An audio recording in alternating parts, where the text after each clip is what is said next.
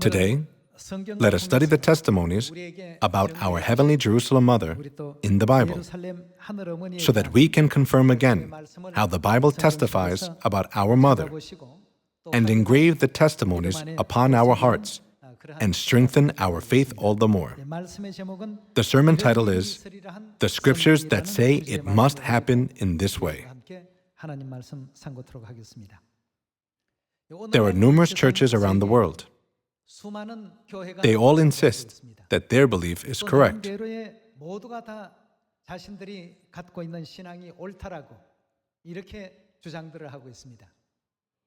Then, does the Bible say that God will grant salvation to His children when they repent and return into the arms of heavenly Jerusalem Mother? We need to examine whether such things were testified by the prophets and God. In other words, does the Scripture say that such things must happen in this way? As you know, the Bible is the Word of God. We must neither add anything to them, nor subtract anything from them. God said, the Scriptures say it must happen in this way. Let's confirm the will of God, who says, everything that is prophesied in the Bible must be fulfilled. First of all, let's see the characteristics of the Bible in the book of Deuteronomy. Deuteronomy chapter 4, verse 2. Do not add to what I command you, and do not subtract from it. Here it is clearly written, do not add anything to the words of God, and do not take anything away from the words of God. Do not add to what I command you, and do not subtract from it. But do what? But keep the commands of the Lord your God that I give you. The reason is that all the 66 books of the Bible are whose words? God's words. That's why people must never interpret the Bible with their own opinions, theories, or ideas. They must never add their own annotations to the Bible. They must accept the words as they are written in the Bible. Let's see Revelation chapter 22, verse 18. I warn everyone who hears the words of the prophecy of this book. This book is the Bible, right? I warn everyone who hears the words of the prophecy of the Bible. If anyone adds anything that is not the word of God from the Bible, to them, God will add to him the plagues described in this book. And if anyone takes words away, subtracts words from this book of prophecy, God will take away from him his share in the tree of life and in the holy city which are described in this book. This is the same with Deuteronomy chapter 4. God showed His will once again in the last chapter of the Bible, Revelation chapter 22. Do not add anything to or subtract anything from the Bible. If you add anything, the plagues will be added to you. If you take anything away, you'll be taken away from your share in the holy city. This is what the Bible warns us of. Jesus, too, regarded this matter as very important when He came to the earth 2,000 years ago. He could have avoided danger easily. He could have defeated all the soldiers who came to capture Him and crucify Him. Nevertheless, He let all those things happen, despite His disciples' attempts to stop them. He was determined. I came to the earth as the sin offering. If I avoid the crisis in order to not become the sin offering, then how will the Scriptures that say it must happen in this way be fulfilled? And who will fulfill it? Can't you see God's determination? That He will surely fulfill whatever is written in the Bible. Let's see again God's strong will to fulfill the Bible in Matthew chapter 26. Matthew chapter 26, verse 50. Jesus replied, "Friend, do what you came for." This is the scene where Judas Iscariot betrayed Jesus for 30 silver coins and handed Jesus over to the servants of the high priest. Then the men stepped forward, seized Jesus, and arrested him. With that, one of Jesus' companions reached for his sword, drew it out, and struck the servant of the high priest, cutting off his ear. "Put your sword back in its place," Jesus said to him. "For all who draw the sword will die by the sword. Do you think I cannot call on my Father, and he will at once put at my disposal more than 12 legions of angels? But how then would the scriptures be fulfilled that say, it must happen in this way?"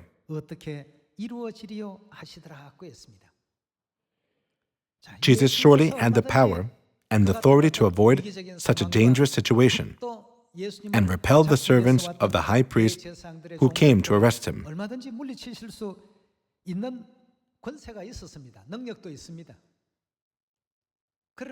But he didn't do that, saying, "How would the scriptures be fulfilled that say Christ would take away all the sins and sufferings of mankind as the sacrifice of the sin offering? Who will fulfill that?" By this, Jesus confirmed once again that the Bible is the absolute words which can never be added to or taken away from. God tells us that whatever is written in the Bible will certainly be fulfilled. Then today, let's find some important points in the 66 books of the Bible. When you see Luke chapter 19, what does it say about the purpose of Jesus' coming to the earth? It says that he came to seek and to do what? He came to seek and save the children lost from heaven. When we do not add or subtract anything from the heavenly system and the earthly system, but see them on the basis of the Bible, we can walk the correct path in faith and find the answer to the question, why do we need to believe in God the Father and God the Mother?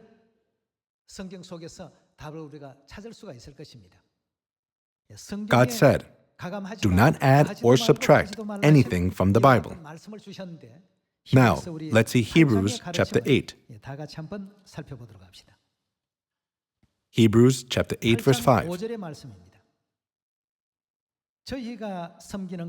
They serve at a sanctuary that is what?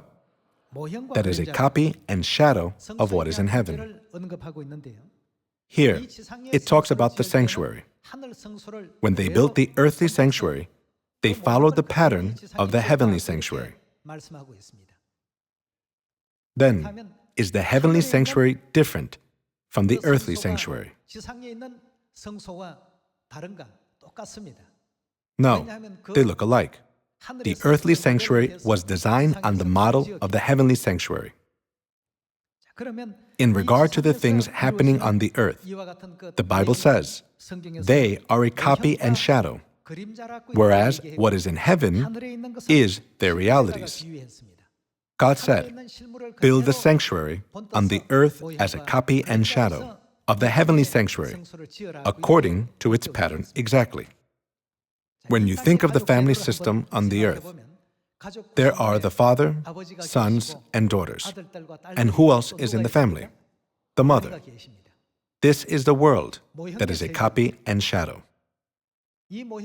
Then, where is its reality? It is in heaven, according to the pattern of the heavenly family. The earthly family was created.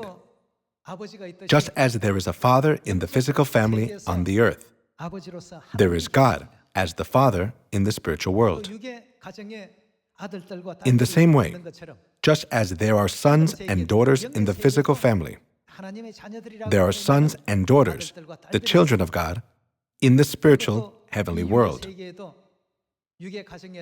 Then, who else exists in the physical family on the earth? The mother.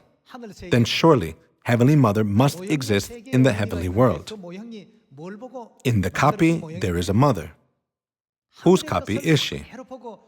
She is the copy of what is in heaven. 성소만 그런 것이 아니고 The sanctuary is not the only thing that is a copy and shadow of what is in heaven. 세계의 것을 The earth, the world that we live in, is also a copy and shadow of the heavenly world. 세계인 것입니다.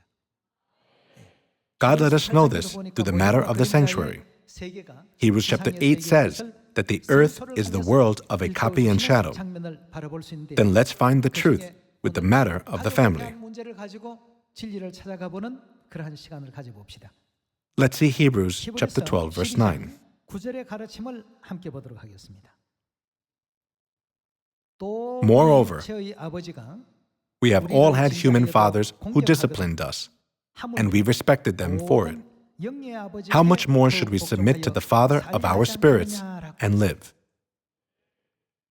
Didn't the Bible say that there is a Father in the spiritual world, just as there is a Father in the family of this world that is a copy? Yes, it did say that He exists. It's because the Father on the earth is a copy according to the pattern of Heavenly Father. The world we live in is a copy of the heavenly world. That's why, just as there is a spiritual Father in heaven, there is a physical Father in the earthly family. Jesus Himself taught us this clearly when He came to the earth.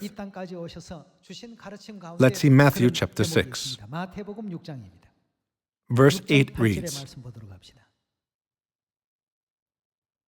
Do not be like them, for your Father knows what you need before you ask Him.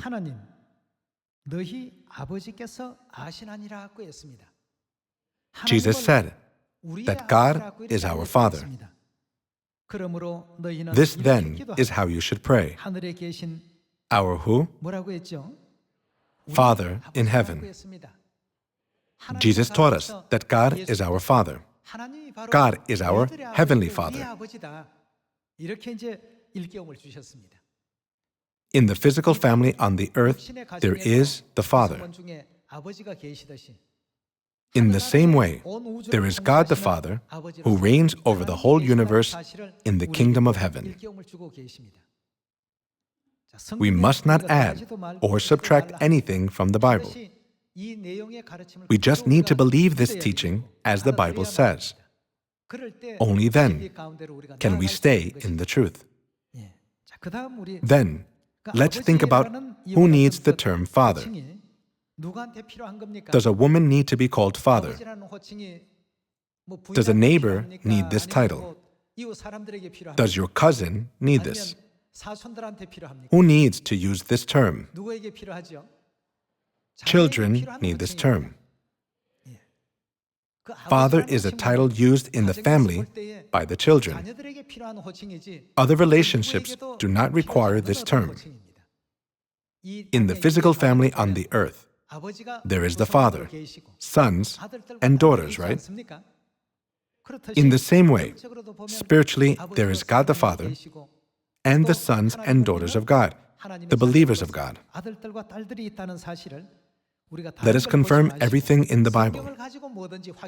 Let's go to 2 Corinthians chapter 6. 2 Corinthians chapter 6, verse 17.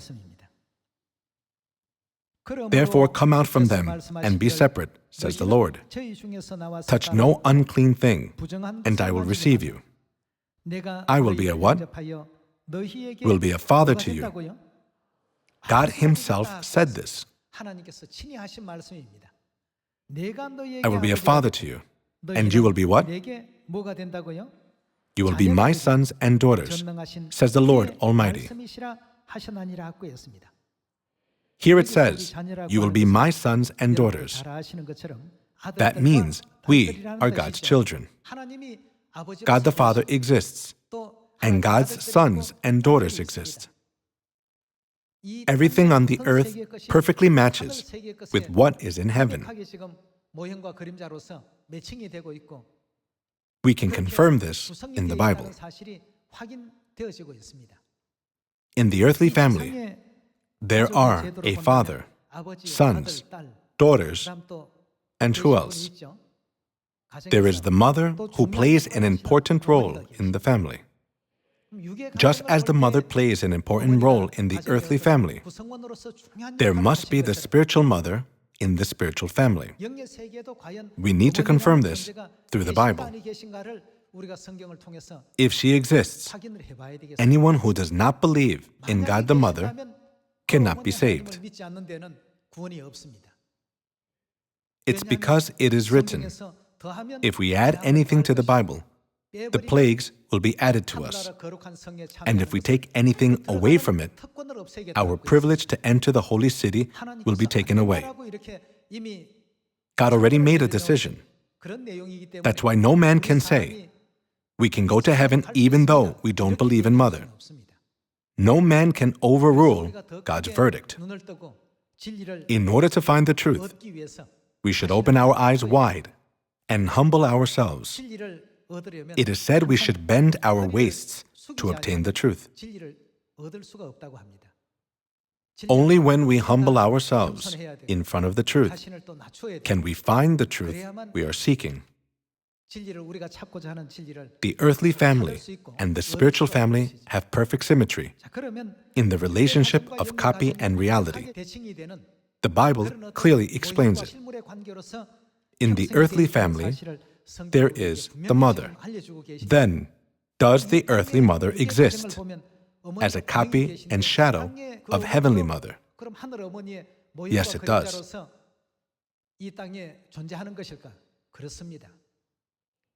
We need to confirm that we have Heavenly Mother through the Bible. If the Bible says she doesn't exist, we don't need to believe it.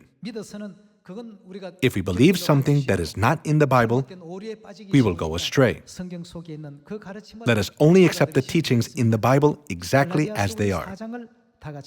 Let's see what Galatians chapter 4 says. Galatians chapter 4, verse 26. But the Jerusalem that is above is free, and she is who? She is our mother. When we show this verse, some people who have never heard about God the Mother get so surprised. They ask, is this Bible the same one as mine? Okay, why don't you bring your Bible? Then we show the same verse in their Bible. It says the same thing. Wouldn't it be different in other languages? Bring a Bible in any other language, and we can find the same testimony there. The Jerusalem that is above is free, and she is our mother. This is definitely written in the Bible. The Bible says all the earthly systems are perfectly modeled after the heavenly things. This is an important verse through which we can confirm the relationship between the earthly things and the heavenly things. Then, are there only such titles as father, mother, and son and daughter? No. Everyone. By what are the earthly family members related? By blood, right? Because we received the flesh and blood of our parents. They say, you are my sons and daughters. Then what is our spiritual family related by? As the earthly family is a copy and shadow of heavenly things, our spiritual family too is all related by blood. How then did God pass down His flesh and blood to us, His children? Don't you think this is a very important question? Let us find the answer from the Bible.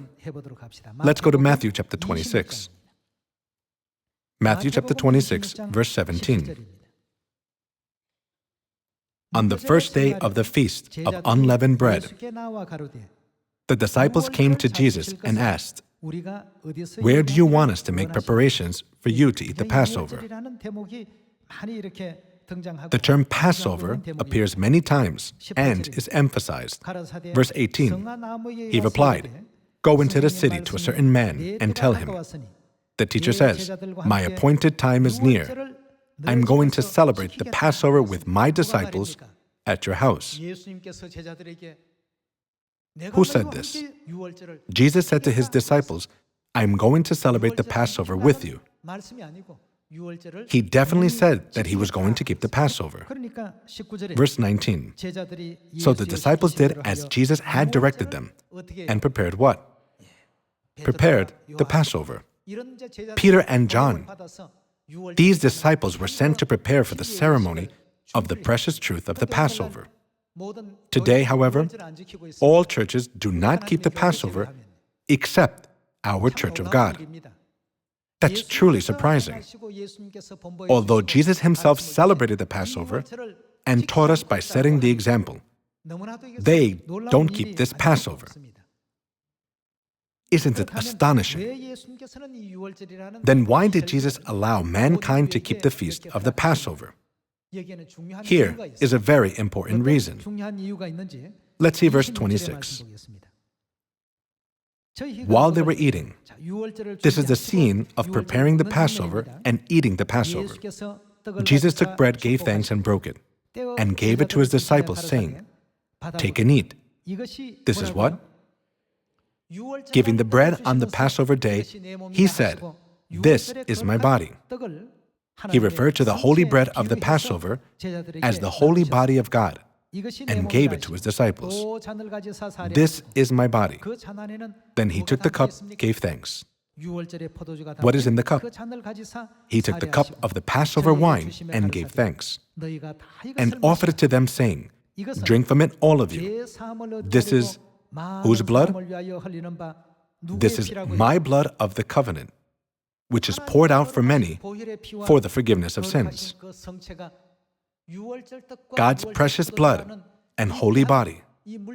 Jesus granted his children this precious Passover bread and wine as a sign and symbol, and commanded them to celebrate this feast. Through the Passover, he clearly made known to his children the reality of God's holy body and precious blood, saying, This is my body and this is my blood, which is poured out for many for the forgiveness of sins. In other words, those who keep the Passover by eating the Passover bread and drinking the wine do not eat and drink ordinary bread and wine. What do they come to eat and drink? It means that they come to receive God's holy flesh and precious blood. Therefore, those who do not keep this Passover cannot say before God, Lord, Lord, I am God's child. Please save me. Though they say, in the eyes of God, they have no mark of having kept the Passover. Neither God's flesh nor his precious blood is found in them. So God will say, You are not my children. This is written in the book of Matthew, chapter 7. As we have seen here, keeping the Passover is not a mere ceremony of eating bread and drinking wine. The Passover is a day when we receive God's holy flesh and precious blood, and the ceremony is the Holy Supper of the Passover. In the earthly family, those who receive the flesh and blood of their earthly parents are called their children, and those who pass down their flesh and blood to their children are called father and mother. In the spiritual relationship too, we must be related by blood. Our blood ties can be made through the Passover bread and wine.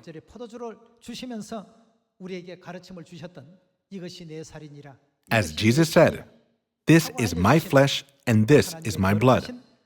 When we receive God's holy flesh and his precious blood, we can finally receive the seal as holy children of God.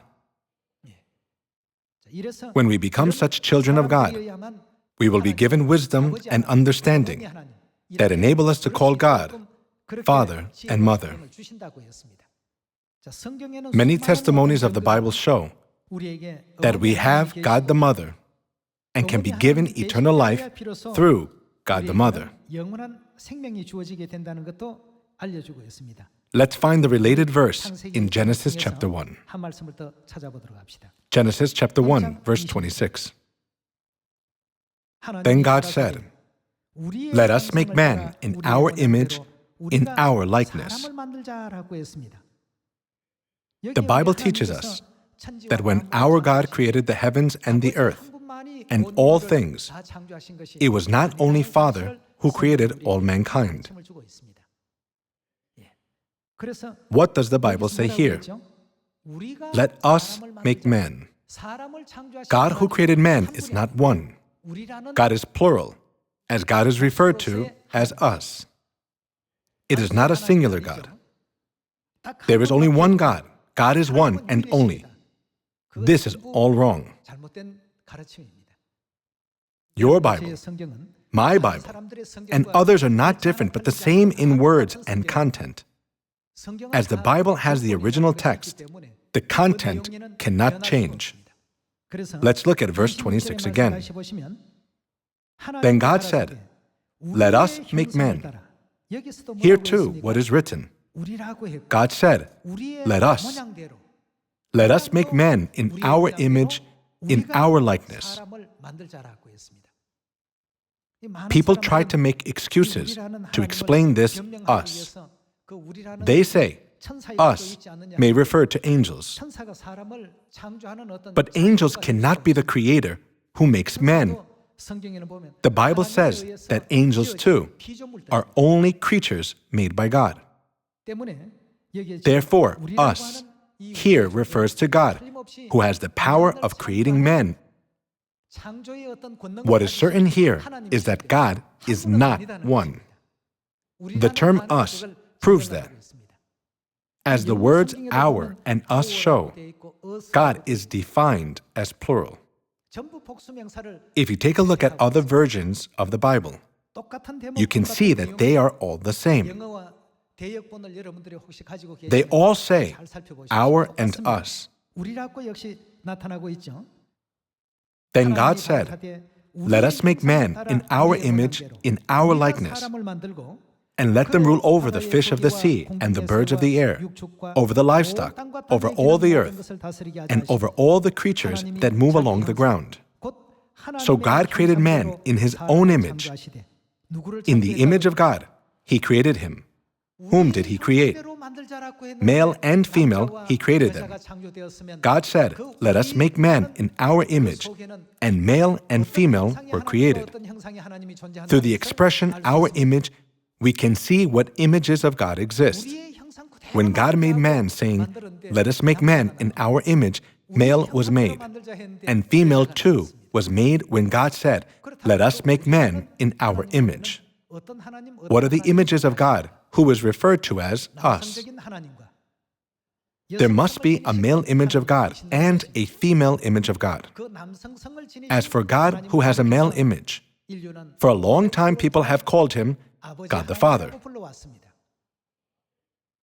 Then what should we call God who has a female image? Of course, she must be called God the Mother. There is not only God the Father, but also God the Mother. And all human beings were created by God the Father and God the Mother. It is only God's children who can enter the kingdom of God.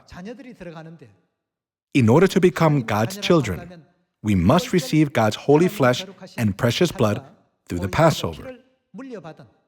Then we can become God's children and return to the eternal home, heaven. Let's confirm that the Holy Spirit Himself testifies and proves this matter. Romans chapter 8, verse 16. The Spirit Himself testifies with our spirit that we are who?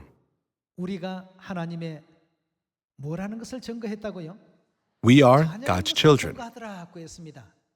Who wrote the book of Romans? Who wrote this, being inspired by the Spirit of God? It was Apostle Paul. What church did Apostle Paul attend? And what ceremonies were held in that church? There was the feast of the Passover as well as the Sabbath.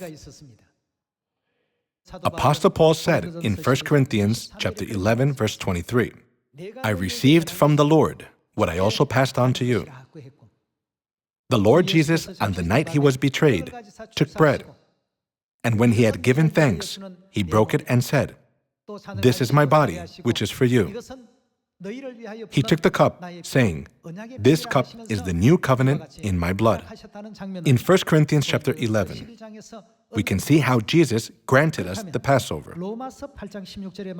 As we've seen in Romans chapter 8, verse 16, it says, "The Spirit Himself testifies with our spirit that we are God's children."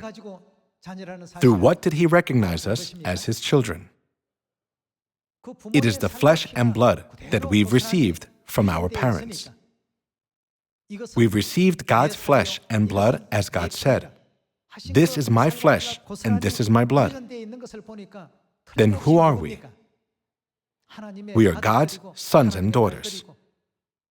This is easily confirmed. Others will come to God and say, "Lord, Lord, we prophesied in your name, and in your name we drove out demons, and even performed many miracles." Then what will He say? "I never knew you. Away from me, you evildoers." When the Spirit testifies with our spirit that we are God's children, how does He recognize us? He knows that through God's flesh and blood that is in us. Don't you agree? Let us continue with verse 17. "Now if we are children, then we are heirs, heirs of God and co-heirs with Christ, if indeed we share in His sufferings, in order that we may also share in His glory." God the Father and God the Mother came to this earth to seek their lost children. Therefore, we too must unite with one another in mind to find our lost brothers and sisters. In the spiritual world, we cannot tell who is our brother and sister with our physical eyes. So what were we asked to do? Go to Samaria and to the ends of the earth and testify about the good news to all nations without missing one. Heavenly Father and Mother came to the earth to seek and save us. Although we cannot see with our eyes the fact that we are heavenly children, the destroying angels can see who was granted God's holy flesh and blood. For this, they put God's seal on our foreheads. The angels put the seal of God, saying, "Oh, this person is God's child. These are God's sons and daughters." That's why the Passover is so precious and important for us. In Luke chapter 22, Jesus said, "I have eagerly desired to eat this Passover." Let's look at Revelation chapter 22. Revelation chapter 22, verse 17. "The Spirit and the bride say," as you know, the Spirit is the male image of God. In other words, God the Holy Spirit is God the Father. The Spirit and the bride say, in other words, God the Father and God the Mother, who is the Father's bride, say. What do they say? Come. To whom should people go to? They should go to the church that believes in God the Father and God the Mother. Then where are the Spirit and the bride? There is only one church on earth that believes in God the Father and Mother. That is the Church of God. The Spirit and the bride say, "Come," and let him who hears say, "Come." Whoever is thirsty, let him come, and whoever wishes, let him take what? The free gift of the water of life. Whoever wishes should go to the church, where God the Father and God the Mother called them to. Some people say, a certain church is well known for its famous preacher. Everyone, we must regard salvation as more important than any fame. Church is for salvation. If a church is famous because some celebrities or men of influence attend it, the church is already wrong.